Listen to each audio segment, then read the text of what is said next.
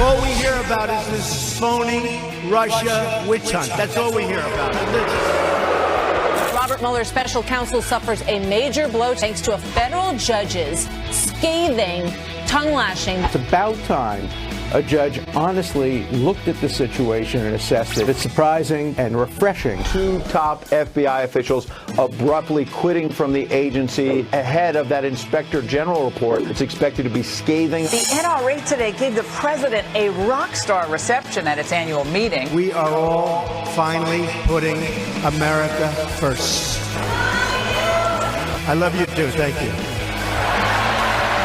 The face-to-face meeting between North Korean leader Kim Jong-un and President Trump is well into the planning process. We are in constant contact with North Korea. We've actually worked out a time and a place. Kanye West must have some power. I doubled my African American poll numbers. Thank you, Kanye.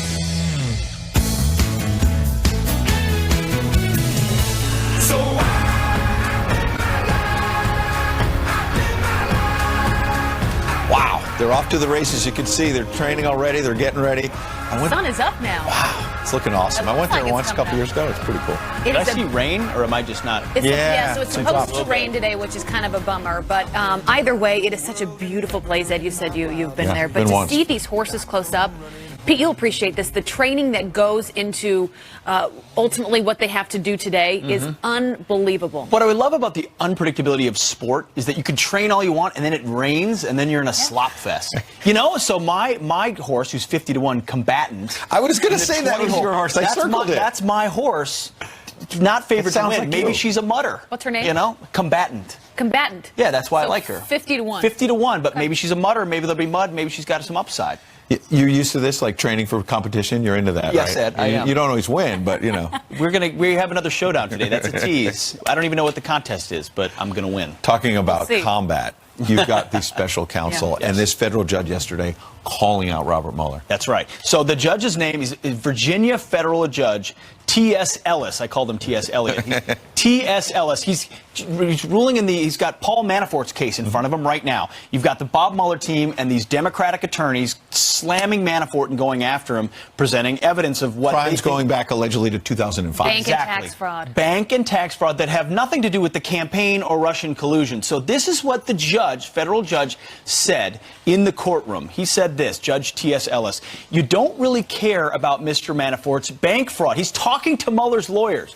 What you really care about is what information Mr. Manafort could give you that would reflect on Mr. Trump or lead to his prosecution or impeachment. Come on, man. Yeah, he's basically saying, you got to give me more than this because this is a total stretch. So now Eddie's asking for a memo, right? A memo that ultimately the scope memo. That shows evidence that led to this investigation. Why is the scope so wide? Why should we go? Yeah, because if you cast a big enough net, by the way, you're going to catch everything, right? So the question is, how far should we go? And Alan Dershowitz, he talks about this all the time, but he said everyone should be concerned about their rights. It's not about politics because if they're going to trample on Manafort, yeah. So a lot of questions remain. So we had Dan Bongino on the show as well, and he's been talking from the very beginning, as have you, Pete, that about this investigation. He said finally there's someone speaking out that people might take more seriously. Here's what he said.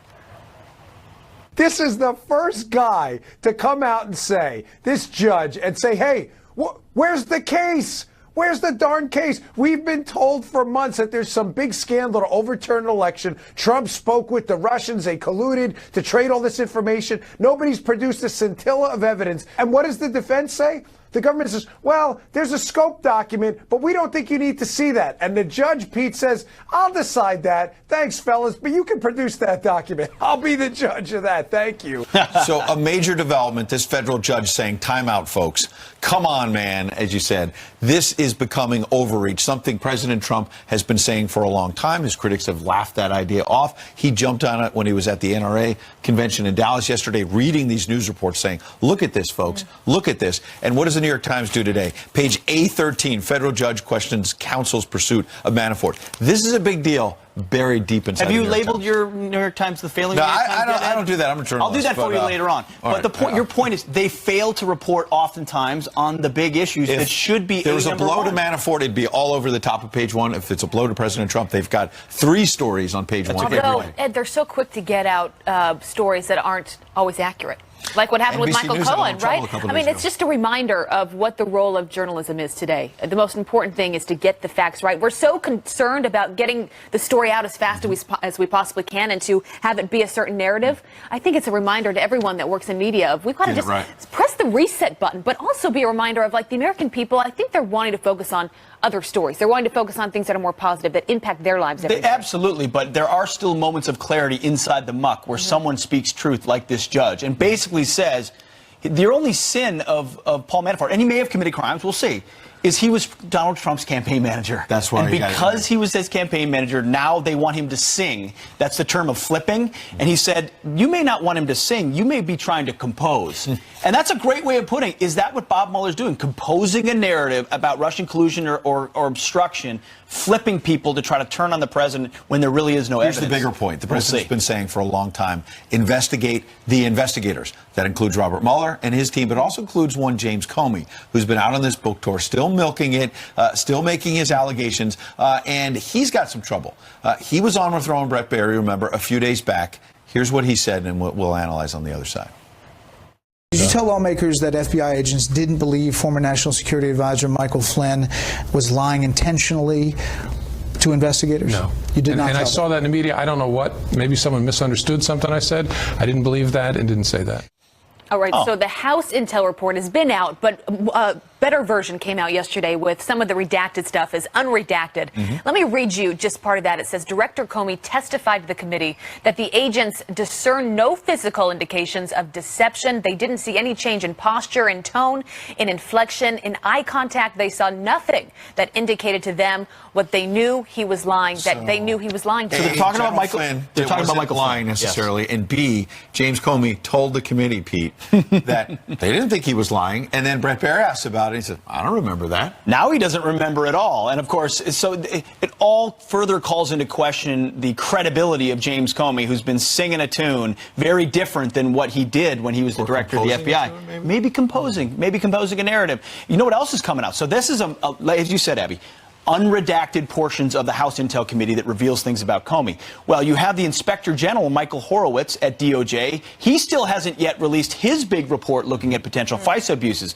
But remember Lisa Page, Lisa and Strzok. Well, as of yesterday, she still worked at the FBI. Until yesterday. She was demoted, because you remember those text messages between her and Peter Strzok.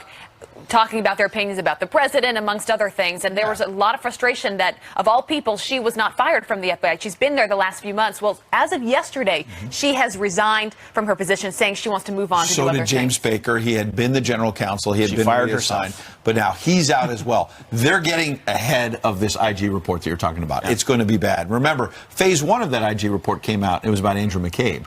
That was tied to his firing, and that report's come out. Now a larger report, we're told, which is about FBI abuses, maybe Department of Justice. We've been waiting for it for a while. Do you have any new info, Ed? On no, we just keep hearing a few weeks, but it's been dragging on. And I think the fact, though, that they've now resigned, maybe their teams, have gotten hey, here's your final comment. This thing's coming out. They're trying to get ahead of that. But look how many people over the past year have either been fired or have personally resigned from the FBI, including the top two positions.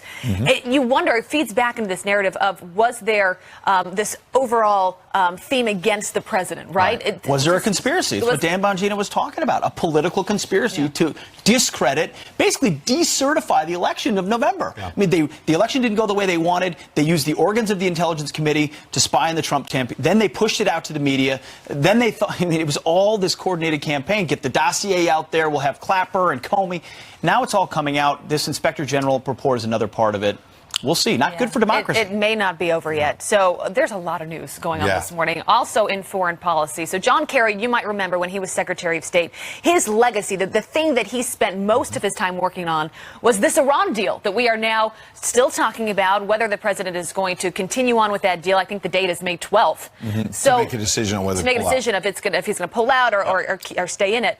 So according to the Boston Globe, they talk about John Kerry working behind the scenes aggressively to keep that deal intact and to maybe make some changes to preserve what he thinks is his entire legacy. Aggressive yet stealthy mission, meaning he's doing it in secret to preserve it, using his deep list of contacts gleaned during his time as the top U.S. diplomat. Remember, parenthetically, in the last administration, to try to apply pressure on the Trump administration from the outside. Look, First Amendment, it's America. If you want to speak out, you want to lobby Congress, you want to lobby the president, you want to say, look, I disagree, Mr. President, I think we should save the nuclear deal. Fine, everyone's entitled to do that. But should you be meeting with the Iranian foreign minister, one of our enemies, basically, to undermine this administration? It's raising questions about the Logan Act. And remember, that's what General Flynn, initially, the charges were, oh, did he maybe violate the Logan Act in his negotiations with the Russians during the transition when Barack Obama was still in power? Democrats were all exercised about that. Now one of their own, John Kerry, appears to be undermining this administration and say, oh, the Logan Act doesn't apply. Of course. And the Boston Globe, as you said, don't worry, there's no Logan Act violations here. We have a Secretary of State. His name is Mike Pompeo. We don't need a shadow Secretary of State. If we wanted him to be Secretary of State, we would have elected Hillary Clinton. But to think about this, working with foreign leaders to undermine your current sitting president. And it's not just a foreign leader. It's Iran. Foreign leader of Iran. Of Iran and other allies, folks that are party to this deal in Europe. This is bad stuff. I wonder what the Israeli Prime Minister thinks about that. Who? Benjamin Netanyahu. I wonder what he thinks about that. Should we give him a call? Yeah. Bibi, Check call in. us Get him up. on the show tomorrow. All right, a lot of other headlines we're following. Starting on a serious note with a Fox News alert. An Indiana police officer shot and killed while investigating a homicide case. Officers approaching the suspect at an apartment complex when the man opened fire, causing a shootout with police. He's got his muzzle out, blinking window. He's got a rifle. He's pointing it at us. Get good cover. The suspect killed in that gunfire, the fallen officer, a veteran of the Terre Haute Police Department, has not yet been identified. Also this, President Trump will host the South Korean president at the White House later this month. The main topic for May 22nd's meeting with Moon Jae-in is expected to be President Trump's historical summit, upcoming summit with North Korea. The president revealing those new details. We are in constant contact with North Korea. We've actually worked out a time and a place which will be announced shortly. And very soon. Very soon, but where is the question? Well, the Korean country's a step closer to unifying as the North changes its time zone overnight to match the South. As Pete's saying, they were 30 minutes apart up until now. Well, the nation's strictest abortion ban is now law. Iowa Governor Kim Reynolds signing the measure surrounded by children. You can see there. The legislation bans doctors from performing most abortions if a fetal heartbeat can be detected or at around 6 weeks of pregnancy. The bill does exempt cases of rape, incest, or medical emergencies. It is set to take effect on July 1st. And President Trump is heading to Ohio in just a few hours to highlight how tax reform is making a positive impact in that state. He will meet with a Cleveland business owner praised for giving employees bonuses and raises after receiving the GOP tax cuts. They will talk about tax reform during a roundtable discussion. Of course, today's trip comes ahead of Ohio's primary election on Tuesday. So good timing there. We had a guest on last hour, a Democrat, insisting that the bonuses haven't gone to those workers. It hasn't really helped them. We'll see what happens in Cleveland today. Yes. Meanwhile, NBC News broke some major news, at least it appeared to be, earlier this week, that the feds had wiretapped Michael Cohen's phones. Just one problem. It turned out to be untrue. Does the media now have a credibility crisis? Are they too blind by their hatred of the president? We're going to ask Molly Hemingway next. And we have shocking new numbers about how many of your calls and texts our own NSA is collecting. You're not going to believe, it might be you, might be me, might be all of us. That's coming up. We'll bring it to you. How'd they lose the struck text then?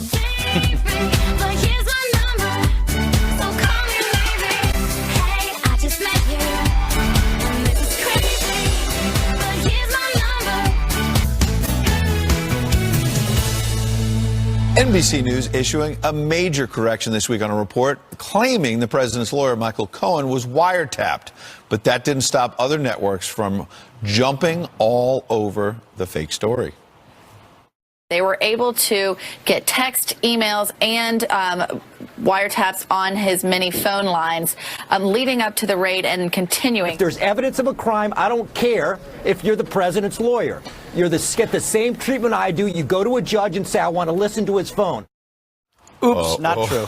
Does this show the so-called mainstream media is moving too fast to get a scoop on anything that could be anti-Trump? Here to weigh in is senior editor at The Federalist and Fox News contributor Molly Hemingway. Great to have you up here in New York. Appreciate it. Great to be here with you. So, Molly, you've covered this. I mean, how does a story like this happen, and what does it say about the media that it has happened often? I think there are a couple of problems. One is that the media keep using anonymous sources who keep getting things wrong, and there's no accountability when you're using an anonymous source. There's no way you can say, well, I know that I shouldn't be trusting this person because we don't know who the people are involved. Mm-hmm. The other issue is just this sort of animosity toward Trump that make all the errors happen in one direction. This is not the first time there's been a major correction on a story that's really big, and they always go in this sort of anti-Trump direction. That suggests that it's not just what happens sometimes in journalism, which sometimes stories get wrong. People make mistakes. But there's something else going on here that is that's something that we also probably saw in the 2016 election, an inability to understand what was happening in the country,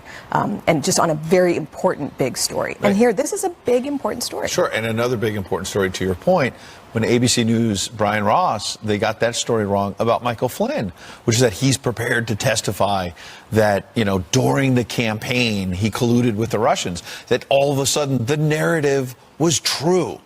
And ABC bought it hard, and really, it blew up in their face. I mean, it's been happening throughout the media. CNN has had a series of problematic stories on the overall story of Russia collusion and investigation of same, including that they said that James Comey was going to testify that he never told Donald Trump he wasn't under investigation, when in fact he testified that he said it 3 times. And again, no one is held accountable. No one gets fired, or very rarely does anyone get fired, or we see the media taking it seriously. Rarely do we see a scoop saying Donald Trump's innocent.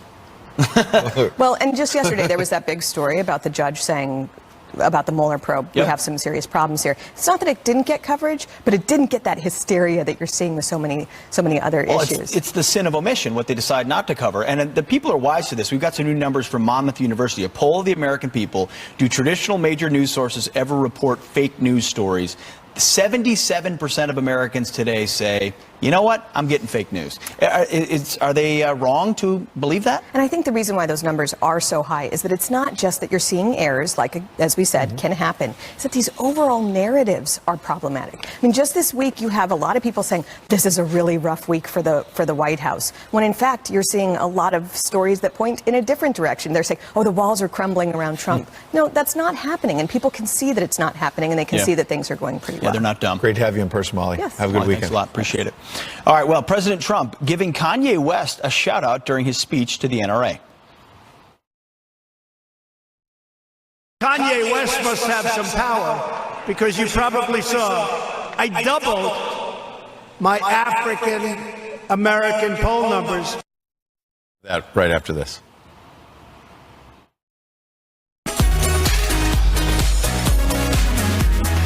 Time now for your news by the numbers. First, 534 million. That's how many phone calls and text messages the NSA collected last year. According to a U.S. intelligence agency report, that's triple the amount they gathered in 2016. Next, 30,000. That's how many Big Macs this Wisconsin man has eaten in his lifetime. Wait, really? Don Gorski, also known as the Big Mac Man, has been eating 2 of the sandwiches every day since 1972. And finally, $135,000 later. Yeah, that's the price tag of Meghan Markle's wedding dress when she marries Prince Harry in 2 weeks. $135,000. The American actress will reportedly be wearing a custom gown designed by the British designer Ralph and Russo when she walks down the aisle at London's Windsor Castle, and we'll be there live. Pete? That Big Mac story is Big day. It bodes well for all of us. Pete, I think you should try it. I might try. Bring me some Big Macs. All right. Kanye West made major news when he expressed his support for President Trump. And now the president is sharing his praise of Kanye. Kanye West must have some power, because you probably saw I doubled my African American poll numbers. We went from 11 to 22 in 1 week. Thank you, Kanye. Thank you. So could West soon be visiting the West Wing? Well, a White House advisor says President Trump is on board to host the rapper during a White House summit on race relations. Here to tell us is that advisor himself, pastor of New Revival Center and CEO of the National Diversity Coalition for Trump, Dr. Darrell Scott. Doctor, thanks for being here this morning. So is I mean, the question really is what happened with Kanye West, is it a tipping point, a turning point for the black community, for the relations with this White House? You certainly think that it's an opportunity. What do you think? I think it is. You know, the fact that the president's poll numbers doubled in 1 week among African-American males as a direct result of Kanye West expressing his like for the president shows that, you know, the African-American community is not against the president. You have to understand, courage inspires courage. Fearlessness inspires fearlessness. There's a silent minority out there of African Americans. I remember during the campaign, I called them the incog Negroes. These were those that supported the president, but they weren't vocal about it simply because they did not want the pushback. Everyone doesn't want to argue and fight over their candidate of choice. But when Kanye West came out, it emboldened others to say, listen, I hear what he's saying. I can't think for myself. I have a right to express myself, and it's reflecting in those poll numbers. And so I'm very optimistic about this, once again, leading to the healing of this racial divide that is in this nation that is politically inspired. Well, not everyone agrees with you on that. One of those people on another network, Don Lemon, had this to say about President Trump. Take a listen. Critical thinking is important as a journalist. And if you cannot surmise that this president, if he's not racist, he is certainly racist adjacent. Your thoughts? Listen, if Kanye West had said he hated President Trump, Don Lemon would have invited him on his program. Anything this anti-Trump CNN tries to jump on it. And so I take anything Don Lemon and those other race baiters on CNN, I take anything they say with a grain of salt. Well, Doctor, did you talk about a race summit or a meeting at the White House? Mm-hmm. What would that look like? What would be the main topics of conversation? And, you know, would Kanye West be invited, do you think? Well, these are things that, you know, I had a discussion with the president. I broached the idea to him, and he was in agreement with it. He thought it would be great. But once again, now we have to get into the logistics of it. We have to date, place, time, content, invitees. There's a lot more to it than to just announce it and run with it. So ideally, you know, optimistically, I would want to do it tomorrow. Realistically, it'll probably take place in the fall. And once again, these are the things we're going to have to work through to make sure nothing gets out of hand, that is done decent and in order, and that, you know, the principles that are involved from both sides, from the left and the right, it's going to be a bipartisan effort, but the principles that are involved will maintain their respect for the office that the president holds. It's not going to be a mudslinging, a fist-throwing event. We're going to have some positive discourse to try to bring healing. You know, the president said, he said he's a unifier, not a divider, a bridge builder, and so this is part of his endeavor to heal this breach that, once again, I believe is politically inspired. It could be an opportunity for him. Dr. Darrell Scott, always good to have you on with us. Thank you, sir. Thank you so Appreciate much. your time. Thank you. God bless you. All right. Well, coming up, she says she's not running for president, but Elizabeth Warren, who the president calls Pocahontas, tops the left's wish list for 2020. So what does it say about the state of the party? We will debate. And Janice Steve is live at Churchill Downs for the Kentucky Derby. And it's not just about the horses. Of course, it is about the hats as well. She's showing off the traditional hats to the showstoppers. That is next. Kentucky, where the sky is. I'm on top of the world, hey. I'm on top of the world, hey. Waiting on this for a while now, paying my dues to the dirt. You guys. She had no idea. Surprise! It's a surprise. We were hungry, so and you had a sweet. birthday. When was your birthday, Abby? Tell the viewers. So my birthday was on Tuesday, and the day of your birthday is wonderful, but the next day you wake up and you realize the celebration's over. You're just a day older. It's depressing. So you guys have really given me new life today. There we go. So we're just going to extend it. It's a birthday month. What kind is it? Chocolate? Do you think Rick made it? I saw the Well, I box. made It's this. from Magnolia Bakery, which is hot. Chocolate, my Oh my favorite. gosh! What's going on right now? Look at that. There's You're some pulling for like you. a Pete maneuver.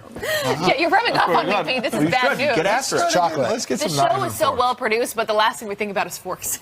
Yes. forks. Do you want me to hold that while you do the weather? Rick, thank you very much. Rick, that is so sweet of you. I gotta say, you're one of the Well, I nicest. did this, You're one of yeah. the nicest people, and just a great friend. You were the one person that did text Oh, me on wow. my birthday, say you were thinking about me. Thank you. I did forget. Sounds like a But you know, shot. she turned 25 years old. I did. It's amazing. So youthful. Thank you so much. Congratulations. Happy birthday. We're happy you were Nice born. job, And you know what? The weather on my birthday was spectacular. It was, So but thank you. then it got a little bit too hot. Right? Yeah, Like muggy right and hot. after it. Rick, All is your right. tie long enough? You know what? No. Pete? Yes, my tie I is don't know. plenty long. Once it, I don't know. my clicker's around the corner, by the way. So I couldn't carry a clicker and a cake. Wow, here. There's your radar past 12 hours. Yeah, get Rick, there you you just go. one out? Okay. I'll It just was hiding back there. Yes, here's the radar of the past 12 hours. You did very well with that, Pete. Oh, guess what? I have the wrong clicker. There's two clickers back here. All right. Oh, wait, here it is. Here it is. I Now you don't saw know, everything. Rick. There's two clickers back there. Outta here. One works for outside, one works for inside. Okay. There you go. Man alive, weather. In all fairness, somebody handed me the clicker. They handed me the wrong clicker. Oh, But you're putting they the would blame never on know. someone else. They would never know. It's not their, Sounds it's like not their James fault. Comey over here. Guys, so we're watching this system down here. Hurricane season starts June 1st. We have a little kind of something that is a little bit tropical down here across parts of the Bahamas. It's going to bring some rain across South Florida. You could use some rain beginning of rainy season, but you are going to get some over the next few days. Some spots, maybe 4 or 5 inches, could cause a little bit of localized flooding. The other thing has been all this heat we've had across much of the east. That has broken today. Temps much cooler. It's going to be really comfortable. A few showers tomorrow, maybe a little too cool. 63 in New York, 67 in Buffalo, 63 in Boston. You get the idea. I think I have some of that chocolate cake in my He's mouth like out of breath. But hot down across parts of the South this week, and that'll be a big story. All right, guys. Rick, I was Back to looking you. at your short tie the whole time. It's not that bad. Rick, we love you. So much. It's true. Just loosen This it a show. little bit. By the way, I've got a viewer who sent in this, said Comey's interview had the twiddling thumbs and all that. Get a body language expert to analyze when he's on with Brett Baer. Friends at FoxNews.com. What do you think? Should we get a body language Yeah. expert? And do you have to someone look you at James know Comey? that would be Yeah, good we need to one analyze? tomorrow. It's a great idea. That's why I love our viewers. That's They why give we us let good Ed advice. come. Yeah. He Sometimes. thinks of good ideas sometimes. All right, we have some other headlines we are following this morning. Inspector General Michael Horowitz' widely anticipated testimony before the House Oversight Committee is now postponed. The development coming as the Justice Department's IG pursues new leads in his review of the Hillary Clinton email investigation. Horowitz was originally scheduled to appear before the committee next week, so stay tuned. Also, the Florida Police Union sending a loud and clear message with this billboard, the sign reading this: Governor Scott, there is no confidence in Sheriff Israel. It's the latest move in ousting Broward County Sheriff Scott Israel over his handling of February's Parkland school shooting. This, of course, comes just 1 week after nearly 85% of the Deputies Association voted no confidence in the sheriff's leadership. Governor Scott says he is waiting on an independent investigation to make his final decision. And a Florida homeowner getting quite the surprise finding this alligator inside of their garage. Neighbors spotting the gator wandering in front of the Sarasota home earlier, but noticed it was gone later in the day and that the garage was closed. Yikes, a local deputy saving the day.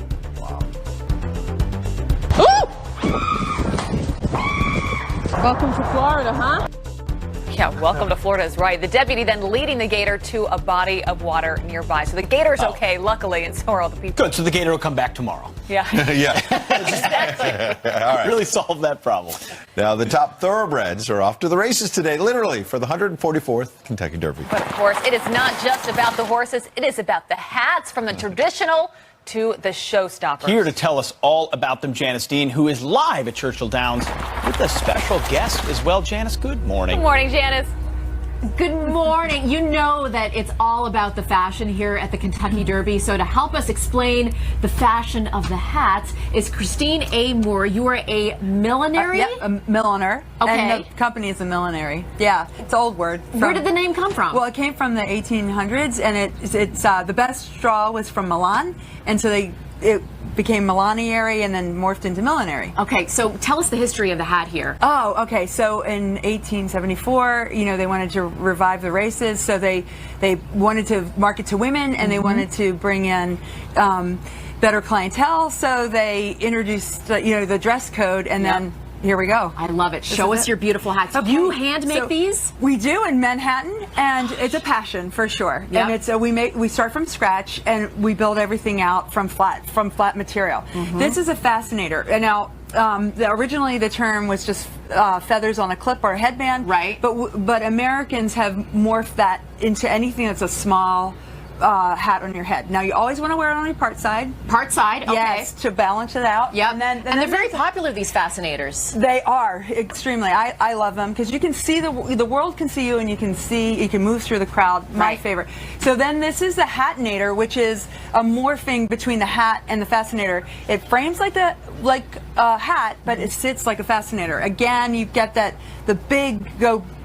bigger style, and then you can see the world, and the world can see you. I love it. It's beautiful. Oh, and then men's hats, right? They're coming back? They are, and Pete and Ed, men's hats are coming back. So what's great about this is that men have realized that they have to up their fashion too. Yes. And we're definitely in a stage again where we're gentrifying and regenerating the crowd at the races, and so the men are getting into it. Yep. And they're also coordinating with their partners. Yeah. Oh, well, not their outfits, but with also, the ladies. Yes. I like it. Okay, now this is the showstopper here. Look at this thing. Okay, so this is the story is Southern Belle and florals and go big or go home. So this is a good example of how you can do that. And you're going to see a lot of crazy big fashion at today, and it's going to be it's vast. It's amazing. And this is one of your hats as well. And yes. I'm hoping that I could wear it for the Derby if that's okay. Oh, absolutely. Absolutely. Oh my gosh, we're going out into the world together. Yes, fantastic. Look at this beautiful hat, Abby Huntsman. Janice, I want you to bring that back for me. I love it.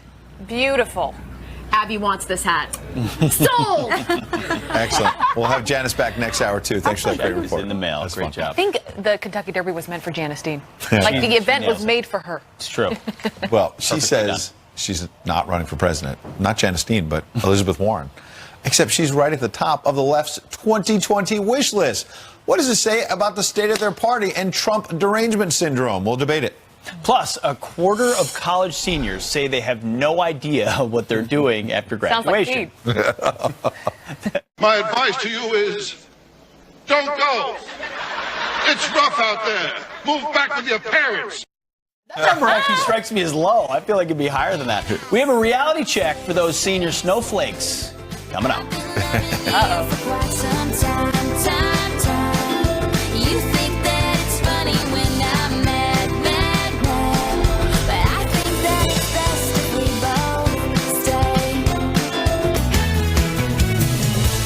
Elizabeth Warren says she's not running for president in 2020. Isn't that what they all say? But when you ask Democrats who they'd like to see in the White House, guess who tops the list? A new poll for the New Hampshire presidential primary, Warren tops the field, including former Vice President Joe Biden, who's second, Bernie Sanders, who's third. So what does this say about the state of the Democratic Party? Here to debate, Democratic strategist Antoine Seawright, and editor-in-chief of CampusReform.com, the one, the only Lawrence Jones. Good morning, gentlemen. I just have to build him up. Makes him feel good. Premium gas in his tank on a Saturday morning. Antoine, what jumps out at you? Say that again? What jumps out at you from this poll?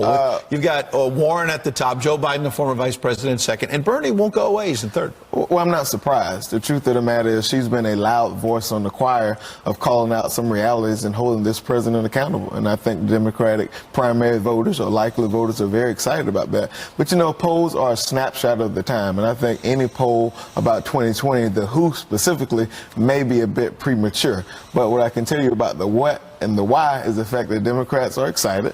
2018 will be a very exciting year, and 2020 will be even more exciting because this president has failed the American people. Well, they're definitely the party of old, as you can see by the candidates as well. I mean, it seems like the Democratic Party is going more for that socialist agenda. That can't win a national election.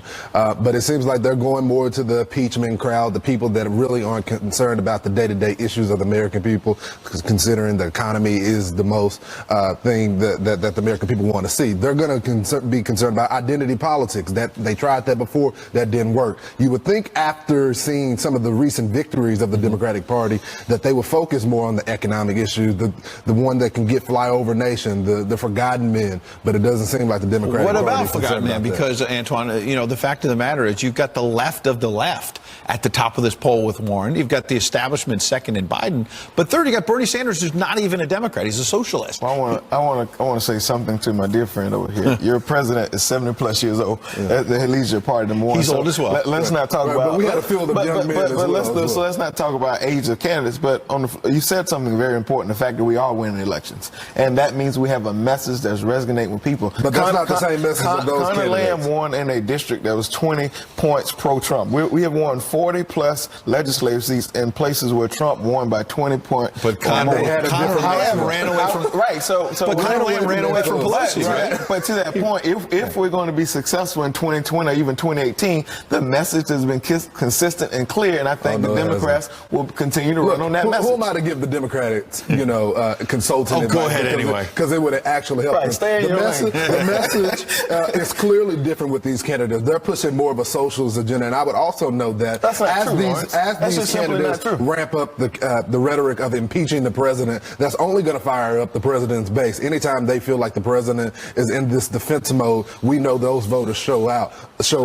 Last word, Antoine. Well, Lawrence, you say that on one hand, but what Democrats have successfully done is hold this president and this Republican-controlled Congress accountable. And the fact of the matter is that's why you see the polls the way they are going into 2018, which will be the most consequential midterm election of our lifetime. The truth of the matter is the momentum is on our side going into 18, and I'm sure it will continue to be that way in 2020. We'll see. You guys are both rocking a little bit of blue. We'll see if there's a blue wave or not. We're going to find out. It's going to be like this. We'll see.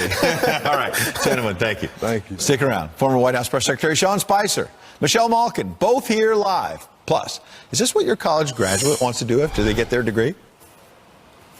My advice to you is don't go. It's rough out there. Move back with your parents. Quarter of them feel that way. Our next guest has a wake-up call for those senior snowflakes in high school.